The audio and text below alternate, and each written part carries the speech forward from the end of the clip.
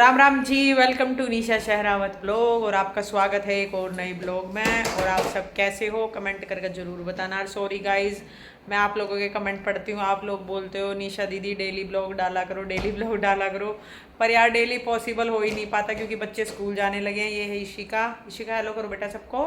Hi guys. बताऊँ तो possible हो नहीं पाता क्योंकि बच्चे स्कूल चले जाते हैं, विकराला जी ड्यूटी चले जाते हैं। और मेरा मतलब है ना, आप देखते भी हो मैं कितना मार्केट जाती हूँ, बट मेरे को स्टैंड लेना बिल्कुल याद नहीं रहता।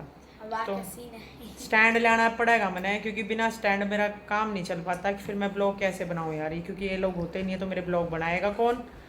तो आज का कोई ब्लॉग नहीं है, मतलब कोई मैं कुछ दिखाऊंगी नहीं डेली का आपको।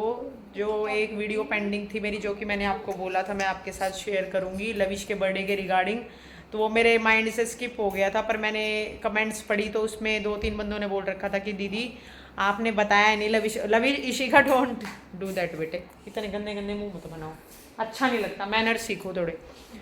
तो वो मैं भूल गई थी तो मेरे को याद आ गया है, तो मैंने सोचा आज वही बताती हूँ मैं आपको कि भाई लविश का इतना बड़ा बर्थडे हमने क्यों सेलिब्रेट करा था, क्या रीज़न था। तो गाइस वीडियो को एंड तक ज़रूर देखना, लाइक शेयर कमेंट ज़रूर करना। और जो भी चैनल पर नया हुआ है प्लीज़ चैनल सब्सक्राइब करके ज़रूर जाया करो। और यह बात मैं बार बार कहूँ, अगर आपने मेरी वीडियो बढ़िया लगा तो प्लीज़ लाइक करा करो, कमेंट करा करो और शेयर करा करो। और चैनल ने सब्सक्राइब ज़रूर करा करो ताकि आपने मेरी नोटिफिकेशन नहीं, मेरे ब्लॉग की नोटिफिकेशन मिलती रहे। तो चलो गाइज मैं बताती हूँ आपको इस वीडियो के बाद कि भाई हमने क्यों सेलिब्रेट करा था, क्या रीज़न था। तो मिलते हैं आपको एक ब्रेक के बाद। तो गाइज सबसे पहले मैं आप लोगों का थैंक यू करना चाहती हूँ क्योंकि आप लोग बहुत ज़्यादा प्रेज करते हो। जैसे कि मैंने अभी एक ब्लैक सूट पहना था, आपने बहुत ज़्यादा कमेंट किया, बहुत ज़्यादा पसंद किया उस सूट को, तो बहुत अच्छा लगता है गाइज। आप मतलब डीएम भी कर रहे हो मुझे, और इंस्टा पे भी कमेंट आ रहे हैं, और यूट्यूब पे भी कमेंट आ रहे हैं कि दीदी ये सूट बहुत सुंदर लग रहा है, आप बहुत सुंदर लग रहे हो, आपने कहाँ से लिया, कितने का लिया। तो मैंने कईयों को रिप्लाई भी किया है कि मैंने ये कराला से ही लिया था और 4,500 रुपये इसका रेट था। और ये आई थिंक सो मुझे 4,000 का या 4,200 कुछ का पड़ा था। तो guys thank you so much for your love and support, और ऐसे ही अपना प्यार बनाए रखिएगा। तो चलो गाइज अब मैं बताती हूँ आपको लविश के बर्थडे के रिगार्डिंग। जैसे कि जो हमारे मेन है, जो हमारे मतलब करीब हैं, हमारे रिलेटिव्स हैं, हमारे फ्रेंड्स हैं, जिनको कईयों को तो पता है लविश का कि लविश प्री मैच्योर बेबी है। इशिका क्या कर रही है तू? मैं बोर। लविश 6 महीने 12 दिन का पैदा हो गया था, और आप लोग शॉक करोगे कि इतना छोटा बच्चा, हाँ जी 6 महीने 12 दिन का हो गया था ये। क्योंकि मेरे को कुछ कॉम्प्लिकेशंस हो गई थी, वो भाई मैं शेयर नहीं कर सकती आप लोगों के साथ, क्योंकि लड़के भी मेरा ब्लॉग देखते थे, देखो वो पब्लिकली शेयर करना मुझे ठीक नहीं लगता। तो वो तो रीज़न मैं बता नहीं सकती मुझे क्या प्रॉब्लम हुई थी, बट हाँ थोड़ा बहुत मैं आपके साथ शेयर कर सकती हूँ कि मैं अपने घर गई हुई थी उस टाइम पे, क्योंकि जून जैसे कि पता है जून का बर्थडे था इसका, 20 जून को हुआ था ये। तो छुट्टियां पड़ी हुई थी, इशिका के स्कूल की छुट्टी थी, और मेरा 7वां लगने वाला था। 7 महीने बाद आपको पता ही है पीयर नहीं जाते हैं। तो विवेक बोले तेरे को जितने दिन रुक के आना तू रुक के आ जा, फिर उसके बाद बेबी हो जाएगा, बेबी होने के बाद पता नहीं कब जाया जाएगा तेरे से। तो मैंने भी सोचा चलो ठीक है। वैसे भी मेरा बेड रेस्ट था, जब से लविश मेरे कंसीव हुआ था मेरा बेड रेस्ट था, मैं कोई काम नहीं करती थी क्योंकि बहुत ज़्यादा कॉम्प्लिकेशंस आ रही थी जब से पेट पड़ा था। कभी ब्लीडिंग हो जाती थी मुझे, कभी कुछ हो जाता था, तो मेरा प्री मैच्योर बेबी था हो गया था ये। हाँ बेटा बोलो, चलना तू इसको तो है ना, यही जब देखो अभी इसको दही खिलाई, मैंने थोड़ी देर पहले इसने सैंडविच खाया था, इनका यही चलता रहता है। तो हाँ कहाँ पे थी मैं, हाँ तो मैं अपने घर रुकने गई हुई थी, मेरे को 1 हफ्ता हो गया था रुके हुए। यार ये डिस्टर्ब कर रहा है। हाँ तो देखो गाइस, गाइस देखो क्या हो रहा है यहाँ पे। बचले, अरे मम्मी व्लॉग चल रहा है, देखो सब। एक बार आ जाओ नीचे जरा आप। सो तो नहीं रहा। उठे हुए हैं, जिम जाएंगे अब चल। तो उस टाइम मैं अपने घर रुकने गई तो मेरे को हफ्ता 10 दिन हो गया था, और मेरा है ना मेरा पता है मन बहुत कम लगता है अपने घर। अब आप लोग कहोगे भाई पीयर मन नहीं लगता, बस मतलब 4-5 दिन मेरा मन लगता है। और तब भी मेरे पता है ऐसा हो रहा था कि है ना मतलब तू घर चल, अपने तू घर चल, पता नहीं मेरे को अंदर से फीलिंग आ रही थी कि यार बहुत रुक लिया, अब तू घर चल, मेरा मन नहीं लग रहा था। और मैं ना बहुत ज़्यादा परेशान हो रही थी, मेरे को मतलब थोड़ी वो कहते हैं ना गैस की प्रॉब्लम भी थी, बच्चा पेट होता है जब गैस की प्रॉब्लम हो जाती है, तो मुझे वो मतलब है ना मन भी नहीं लग रहा था, और मन परेशान भी था अंदर से, कुछ मेरे को डर भी था क्योंकि जैसे कि मैंने बताया मेरा बेड रेस्ट चल रहा था, कॉम्प्लिकेशन बहुत ज़्यादा थी, तो मेरे को ऐसा हो रहा था यार कोई दिक्कत ना हो जाए, कोई दिक्कत नहीं हो जाए। मेरे को पता नहीं मन, वो कहते हैं ना जब कुछ मतलब होने वाला होता है आपके साथ तो आपको पहले से ही पता चलने लग जाता, तो वो ही मेरे साथ हो रहा था।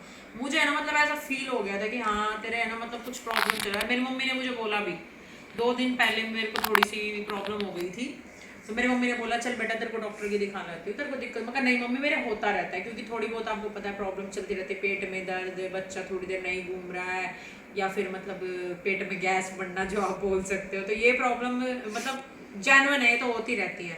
तो मैंने मम्मी को बोला नहीं मम्मी कोई दिक्कत वाली बात नहीं है, ऐसा कुछ नहीं होता रहता है। और मेरी बुआ जी रुकने आई हुई थी, मेरी बुआ वहाँ पे, मेरी बुआ रुकने आई हुई थी, तो मतलब जिस दिन लवीश होना, मतलब जिस दिन मेरे को प्रॉब्लम बनी उससे 1 दिन पहले की बात है। तो क्या हुआ था, मेरे उस दिन भी प्रॉब्लम हो रही थी पेट में, मैं मतलब परेशान हो रही थी, बहुत ज़्यादा परेशान हो रही थी, मैं इधर उधर चक्कर काटे जा रही। मेरी मम्मी बोली चल बेटा डॉक्टर के चल चल। मैं बोली मगर मम्मी नहीं मुझे डॉक्टर के नहीं जाना है, मैं ठीक हो जाऊँगी मम्मी, कोई दिक्कत वाली बात नहीं है।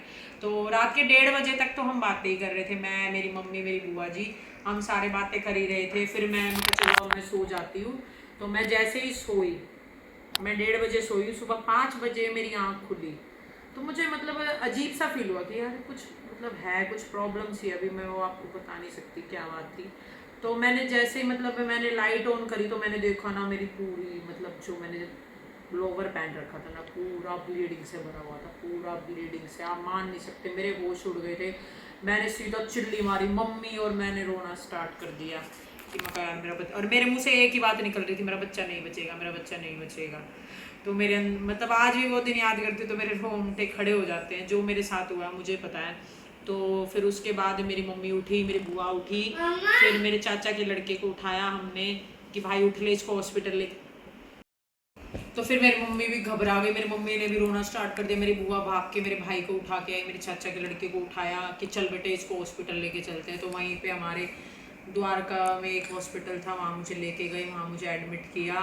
फिर डॉक्टर आई, डॉक्टर ने चेकअप किया, डॉक्टर बोली कि कुछ नहीं, थोड़ी बहुत प्रॉब्लम है, हो जाता है, मतलब थोड़ा क्या बताऊँ मैं आपको, मतलब मैं खुल के बता भी नहीं सकती, जो लेडीज़ हैं उन्हें पता है क्या हुआ होगा उस टाइम पे। तो डॉक्टर ने बोला कि भाई आप को रखा जाएगा, मतलब उस पर रखा जाएगा 24 घंटे के लिए, तो हम देखेंगे क्या प्रॉब्लम क्या नहीं। मेरा अल्ट्रासाउंड भी हुआ, मेरा सब कुछ हुआ, बट डॉक्टर को समझ में ही नहीं आ रहा था कहाँ से ब्लीडिंग हो रही है, कहाँ से नहीं हो रही है, मतलब कुछ भी समझ में नहीं आ रहा था। और इतनी ब्लीडिंग थी ना, मुझे इतनी ब्लीडिंग थी, मैंने 36 घंटे सहन करा। मेरी हिम्मत नहीं हो रही थी मैं विवेक को या मम्मी को कुछ बताऊँ यहाँ।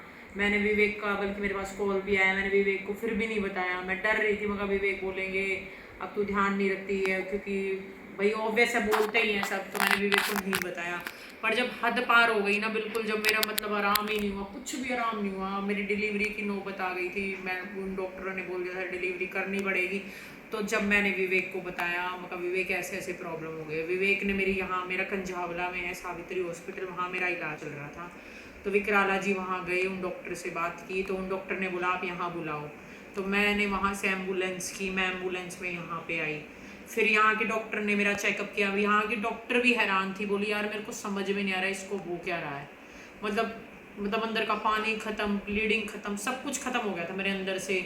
और मतलब डॉक्टरों ने जवाब दे दिया था कि भैया हम कुछ नहीं कर सकते, ना तो बच्चे की गारंटी है ना माँ की गारंटी है। तो मतलब कि विवेक भी मतलब घबरा गए, मम्मी भी, सब मतलब बहुत ज़्यादा टेंस में आ गए थे उस टाइम पे कि भाई ये क्या हो रहा है। फिर डॉक्टरों ने डिसीजन लिया कि भाई बच्चा उठाना पड़ेगा, या तो नॉर्मल डिलीवरी करवानी पड़ेगी या ऑपरेशन करना पड़ेगा। पर डॉक्टर ने बोला कि भाई एक चीज़ बच सकती है, तो बच्चा या माँ। तो विवेक ऑब्वियस है भाई, फैमिली वाले तो यही बोलेंगे भाई हमें तो अपनी बेटी चाहिए, बहू चाहिए, जो भी हमें तो वही चाहिए, क्योंकि बच्चा तो और हो जाएगा यार, बच्चों का तो क्या होता है, बच्चे तो हम और हो जाएंगे। बट फिर भी डॉक्टर वो मेरी बहुत अच्छी थी, तो मेरा मतलब फिर मेरे को पहले तो इंजेक्शन लगाए गए कि मेरी नॉर्मल डिलीवरी की जाए। पर विवेक बोले नहीं हम कब तक वेट करेंगे, क्योंकि आपको पता है इंजेक्शन लगने के बाद दर्द बनने में भी टाइम लगता है, और फिर प्रोसीजर बहुत लंबा हो जाता है। तो विवेक बोले नहीं आप ऐसा करो, आप ऑपरेशन ही करो। फिर साइन वाइन करवाए गए, विवेक के भी हुए, मेरे भी हुए। तो फिर मेरा मतलब ये लगा लो 36 घंटे के सफ़र के बाद, मतलब इतना सहन किया मैंने, इतना सहन किया, उसके बाद मेरे को ले गए वो क्या बोलते हैं ऑपरेशन थिएटर में ऑपरेशन थिएटर में लगे। वो मतलब पल याद करती हूँ ना, मेरे को मेरे आंखों के सामने ऐसे घूमता है ना कि मेरे साथ क्या हुआ था। तो फिर ही इसको मतलब मेरे को इंजेक्शन जो लगाया जाता है वो लगा दिया, मेरे को बेहोश कर दिया। मेरे को पता तो सब चल रहा था क्या हो रहा है क्या नहीं। तो जब लविश को उठाया गया ऑपरेशन से, और ऑपरेशन से उठ से लविश वेंटिलेटर पे चला गया था, क्योंकि आपको पता है 6 महीने 12 दिन का बच्चा। बंद कर दे। तो सॉरी गाइस, मुझे रोना आ गया था क्योंकि, और मैं इसलिए कह रही थी विवेक को कि आप बनवा दो मेरे साथ, आप बनवा दो, क्योंकि ये पल जो मैंने सहन करे ना, मुझे पता है कि मैंने क्या किया था। बस पूछो मत कैसे क्या हुआ था। और अभी मेरे से कंट्रोल नहीं हो रहा बिल्कुल भी, तो कंट्रोल करना पड़ेगा। तो फिर ये जैसे ही हुआ तो इसको वेंटिलेटर पे ले जाया गया, क्योंकि भाई आपको पता है 6 महीने 12 दिन का बच्चा कुछ भी नहीं होता। ये 1.5 किलो का था, बस 1.5 किलो का बच्चा था ये।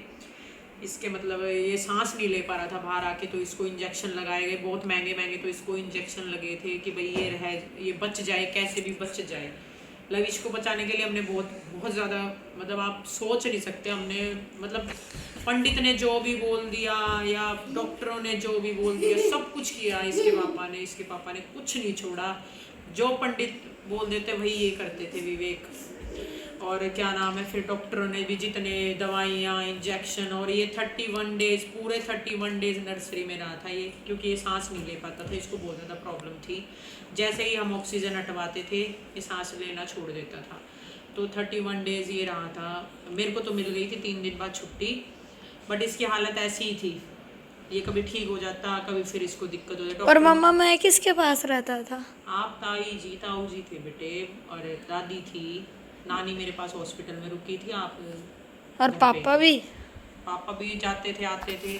तो फिर मेरे को तो 3 दिन के बाद डिस्चार्ज हो गई, मिल गया था, बट लविश वहीं रहा था 31 डेज वहीं पे रहा था, क्योंकि इसको बहुत ज़्यादा प्रॉब्लम थी, सांस नहीं ले पाता था। पर दिन में 4-5 बार विवेक जाते थे हॉस्पिटल में इसको देखने, क्योंकि मैं तो जा नहीं सकती थी, मेरे तो स्विचेज आ रखे थे। पर विवेक के साथ भी तब ऑपरेशन हुआ था, विवेक का भी ऑपरेशन, विवेक का एक्सीडेंट हुआ था। तो विवेक के एक्सीडेंट में इनके घुटने की कटोरी टूट गई थी, बिल्कुल डैमेज हो गई थी, तो उसका ऑपरेशन हो रखा था। तो उसका दोबारा ऑपरेशन होना था 1 साल बाद, तो वो करवाया था विवेक ने। और वो इसलिए करवाया था उस टाइम पे कि भाई लो, फिर इसकी सितंबर में डेट थी, इसको सितंबर में होना था, बट ये जून में हो गया। तो विवेक ने यही सोचा था कि भाई फिर बच्चा हो जाएगा, फिर मैं भाई भाग दौड़ बहुत ज़्यादा हो जाती है, तो तू अभी ऑपरेशन करवा दे, तेरे को रेस्ट में मिल जाएगा। पर उन्हें क्या पता था ये हो जाएगा। तो विवेक को भी बेचारे को बिल्कुल रेस्ट नहीं मिला, पैर में दर्द रहता था, फिर भी हॉस्पिटल के चक्कर काटने, कभी मेरे को लेके जाना है, कभी इसके लिए ब्लड लाना है, कभी इसके लिए दवाइयाँ लानी। मतलब विवेक ने बहुत ज़्यादा स्ट्रगल किया है। मैं तो घर पे रहती थी, मुझे तो पता ही नहीं हॉस्पिटल में क्या चल रहा, ना विवेक बताते थे।